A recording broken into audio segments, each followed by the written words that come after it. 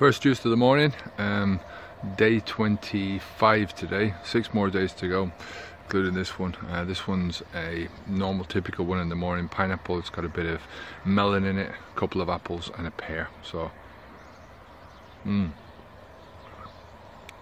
day 25, see you in a bit. Juice 2 of the day, there's a lot of spinach in that. There's some more melon, a couple of apples and 3 oranges, really nice.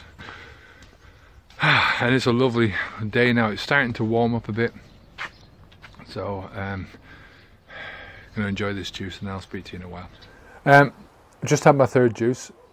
I was going to record it, but for some reason my camera shut down and didn't work, so in it were a couple of oranges, a pear, an apple.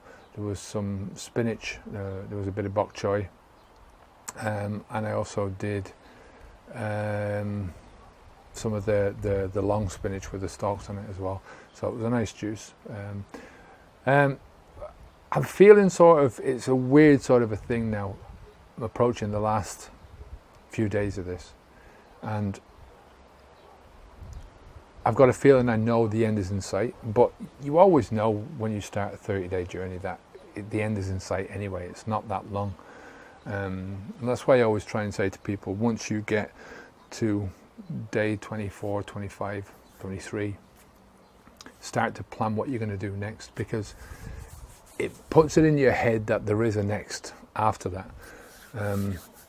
I think when I'm at this stage now, and I can't wait for this to be over, but this was a planned 30-day thing, you know, it was never going to continue on past 30 days.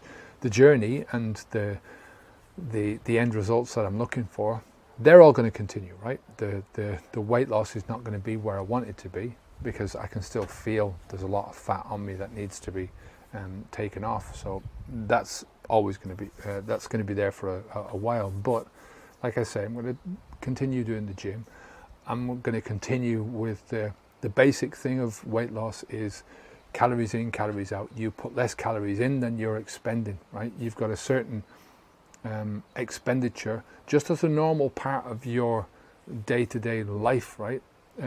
Your base metabolism has a rate which, if you just lay down for the full day, right, and you didn't do anything else, your body would burn a certain amount of calories, right? So you have to take that basal figure, and you have to add on to it the exercise that you're doing. That's why you can go into a gym and you can see how much you're burning for walking or for running, or for, you know, you can go into the internet and find out how much roughly you're going to burn with exercise. I mean, these figures are all going to vary depending on who you are, your sex, your height, your weight, your age, your basic metabolism as well, whether your metabolism is higher than lower. I mean, the older you get, the slower that metabolism gets.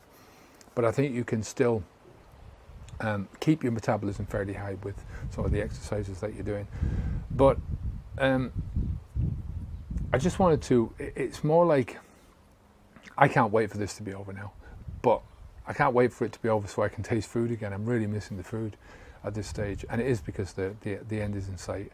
I love my juicing, and it's sort of what I wanted to talk about today, was how does juicing fit into a healthy lifestyle, right? Or a healthy diet, but a healthy lifestyle. For me, it's not about juicing.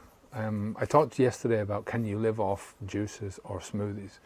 And I believe, just from the perspective of having some kind of an adventurous lifestyle, you can, right? I think you can possibly get all the vitamins and nutrients and minerals that you need into your body through, especially smoothies, because you can just pile all the food into the blender and blend it up, and Bob's your uncle, you know. But from the perspective of having a life full of things that you want to do, it's not such an ideal thing to live off those things. But having smoothies and juices as part of your day-to-day lifestyle, even if you don't do it every day, is a good idea, right? And I got some figures which I'll talk about in a minute, some quotes and stuff from,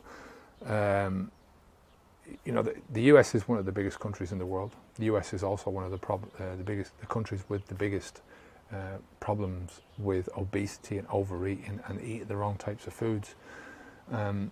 and exporting that type of thinking and that type of diet throughout the world, right?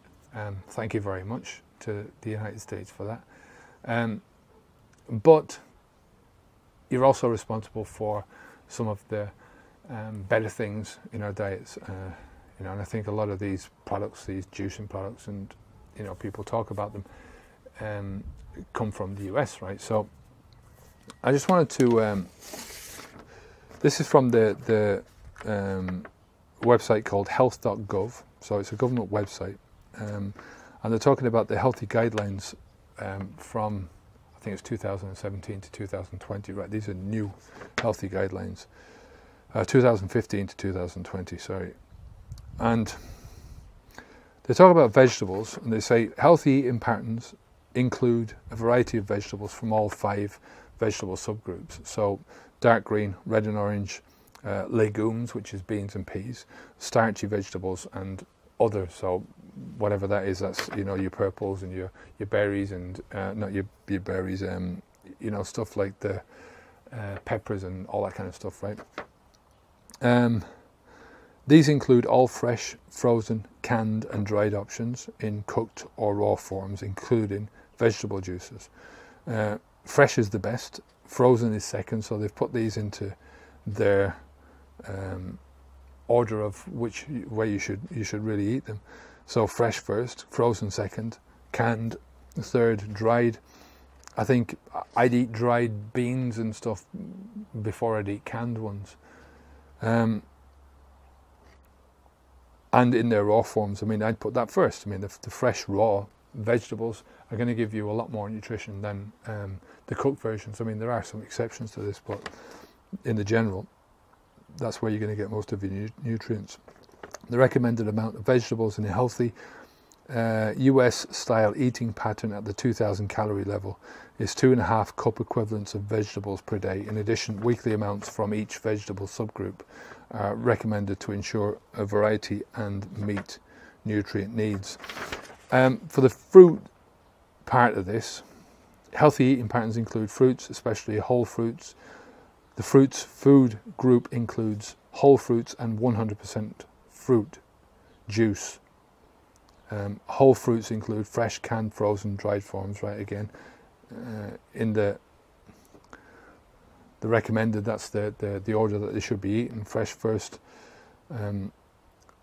Again, I would say frozen before canned, and canned before dried. I mean, when you eat a dried form, like a dried any dried fruit, you're getting a lot more calories in that one piece of dried. I mean, if you look at a dried peach, it's a tiny little thing compared to the full amount. And then they go on to say about fruit juice. Although fruit juice can be part of a healthy eating patterns, it is lower than whole fruit in dietary fiber, right? When consumed in excess, can contribute to extra calories.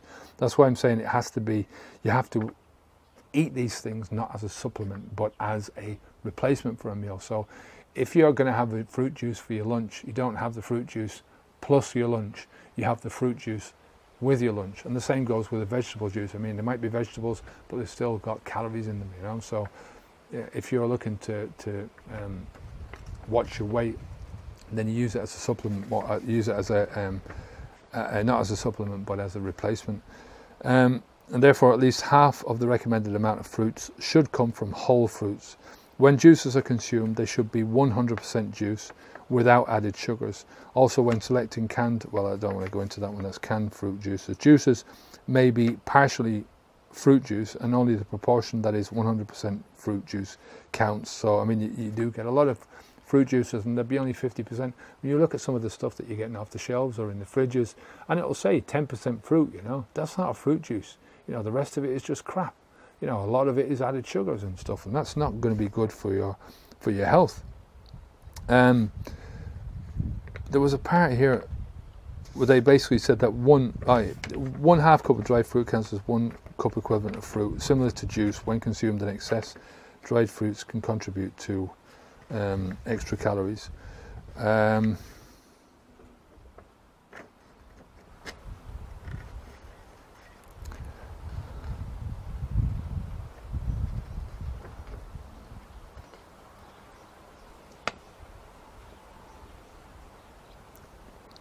Yeah, sorry, there's 1 cup of 100% fruit juice counts as 1 cup of fruit. I don't know if I said that before.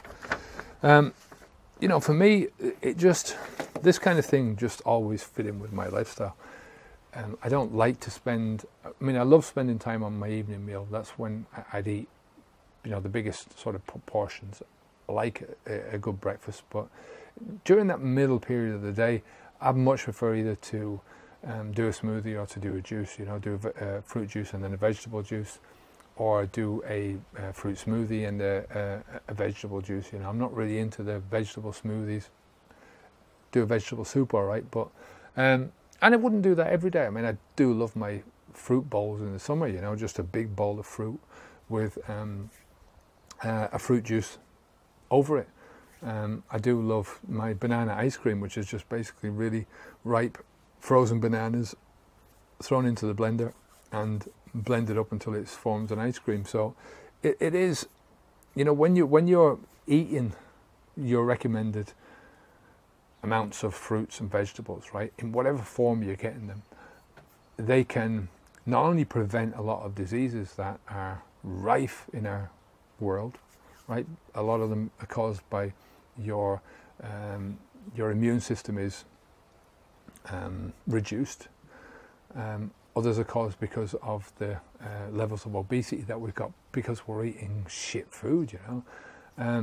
But fruits and vegetables can also promote your health, you know. I mean, I literally have never felt as good in my life since I changed over to a whole foods and plant-based diet. There's some problems with it. I'm not saying there's not problems, because you have to figure out which foods agree with you, which foods don't agree with you, the amounts of foods that you're eating, the amounts of additives that you're putting into your own foods. I mean, you can be a vegan, but still be eating crap, you know. You can be a vegan and still be, you know, you could live off Coca-Cola and potato chips. You're a vegan, right? So the whole foods plant-based philosophy is to try and get as much as you can in your diet, if not 100%, from whole foods, plant-based whole foods, and that includes all the sauces and, you know, the salts that you're adding and all that kind of stuff. You know, there's a few people that would suggest, well, you know, if you have to put a bit of salt on your meals, if it's going to make things more palatable for you, then do that, you know, put a bit more salt on. But there's a fine line between, it's one of those things where your taste buds get used to the salt and you need a bit more and you need a bit more and all that kind of stuff. So, you know, at the end of the day, when it comes to adding fruits and vegetables in the forms of juices, make sure you make them yourself. Don't go out and buy them off somebody else, you know, unless you see them actually making them fresh in front of you, you know, and you know exactly what's going into them. Don't buy these shop-bought crap, because even though it might say 100% juice, how long has it been sat on the shelf, and what has been done to that product in order for it to be able to be sat on the shelf, right? So don't be conned into that kind of thing. You know, and just get as many of a variety of vegetables and fruits into your diet as you possibly can. You know, look at this from the perspective of a weekly basis, right? So look at it from the whole, and try and get from different ranges of colours. You know, you're getting different fruits and vegetables every single day, you know. Mix it up, you know, variety is the spice of life. So you can add juices or smoothies and both into a healthy lifestyle. I think, you know, one of the biggest problems with, not only with the States, with most of Europe, is people are just not getting enough fresh fruits and vegetables. And a lot of the reason is because they're afraid of the carbs. You know, and they've been made afraid of the carbs by idiots in the diet industry that have said, you know, in order to get this, you have to do this and that and the other, you know. I mean, really, you need to look at this from the perspective of, it's a long-term thing. You have to take this in the long term and do things gradually, bit by bit by bit.